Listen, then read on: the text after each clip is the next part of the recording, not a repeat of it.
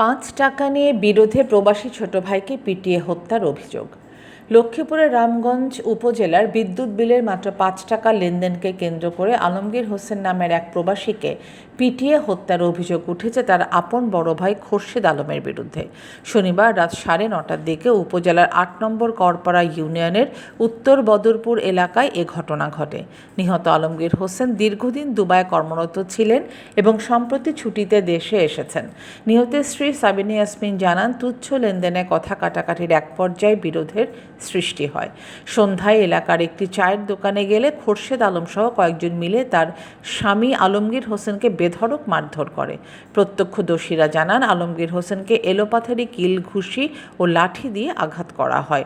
গুরুতর আহত অবস্থায় অভিযুক্তরা তাকে ঘটনাস্থলে ফেলে রেখে যায়। পরে স্থানীয়রা তাকে উদ্ধার করে দ্রুত রামগঞ্জ উপজেলা স্বাস্থ্য কমপ্লেক্সে নিয়ে গেলে কর্তব্যরত চিকিৎসক মৃত ঘোষণা করেন তাকে। এই ঘটনায় অভিযুক্ত খোরশেদ আলমের সঙ্গে একাধিকবার যোগাযোগের চেষ্টা করা হলেও তাকে পাওয়া যায়নি।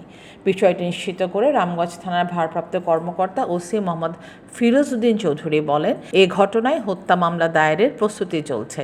জড়িতদের শনাক্ত করে গ্রেপ্তারের চেষ্টা অব্যাহত রয়েছে। তদন্ত সাপেক্ষে আইনগত ব্যবস্থা নেওয়া হবে।